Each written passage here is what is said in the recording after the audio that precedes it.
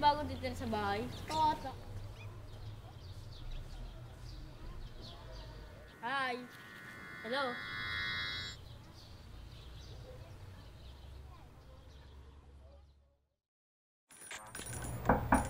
Anak, kain na. Tama na laro. Wait lang ma, 5 minutes. Yan ka na naman eh. Bisa mo dyan na. Opo, ito na, ma.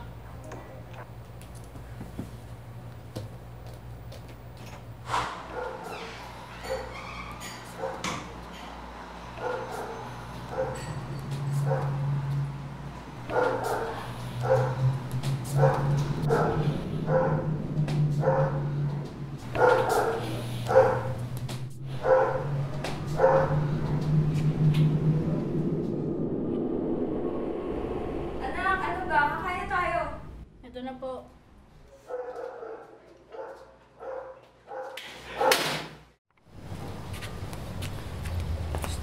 Ay nako ate, nakita mo ba kapatid ko? Hala, si Adam? Nawawala nga rin kapatid ko eh. Asa na kaya sila? Ano na kaya nangyari? Tara, tawag tayo ng polis. Tara.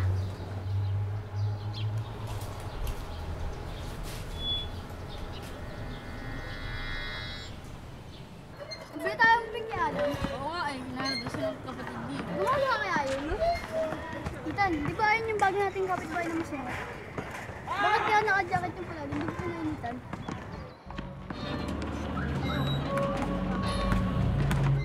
Oy, Ethan, kamukha niya yung kidnapper sa probinsyano. Kidnapper? Oo, ganun. Ano niya sa itsura mo?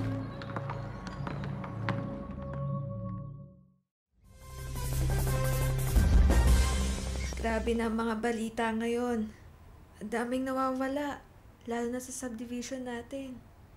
Kaya ikaw, hindi ka na pwede lumabas ng bahay ah. Mahirap na.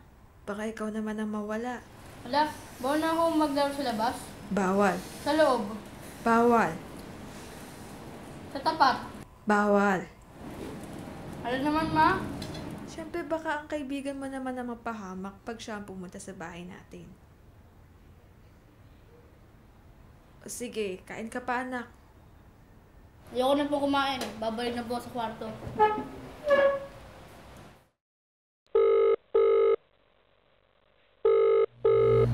Kaya tulong po, pwede mo ba kayo? Uy, ako to. Uy, punta kayo sandali. May bago ako na sa PS4. Talaga ba? Kaso di ako pwedeng lumabas eh. Bawal ka? Tumakas ka na lang. Binili pa naman dito para sa atin to. Sige na nga, pero saglit lang ah. Bilis!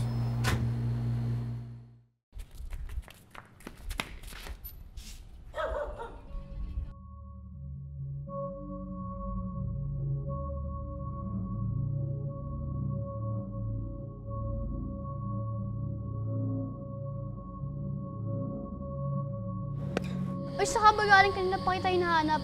Tumakas pa nga ako para hanapin ka eh. Naiwan ito ng bagong kapitbahay natin, yung mukhang kidnapper. Pakita nga! Wala naman, papel lang to ah. Kanina may nakasulat dito Eh, eh. kanina yun.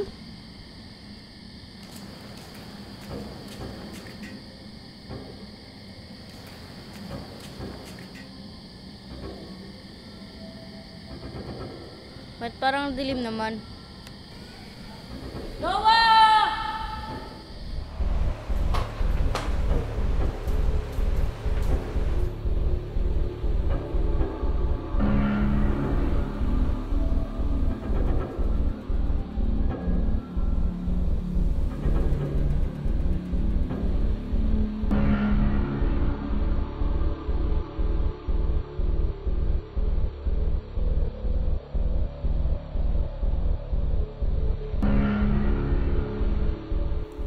Tama, pagdating mo.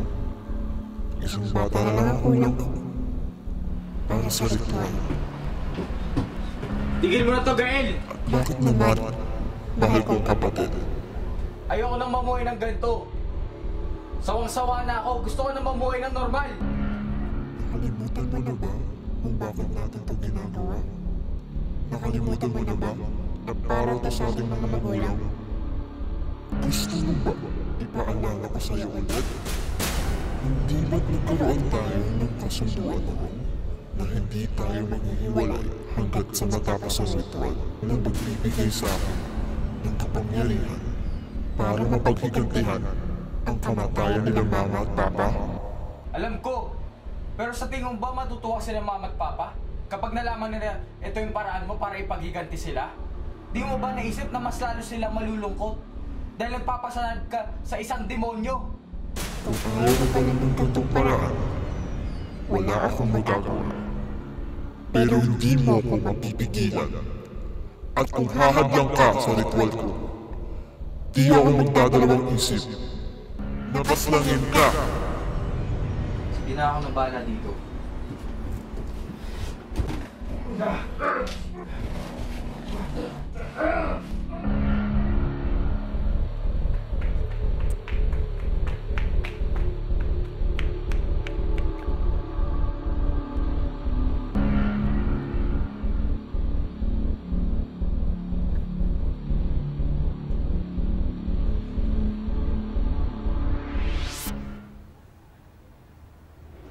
Panaginip lang ba lahat ng yun? O baka na naginip lang ako?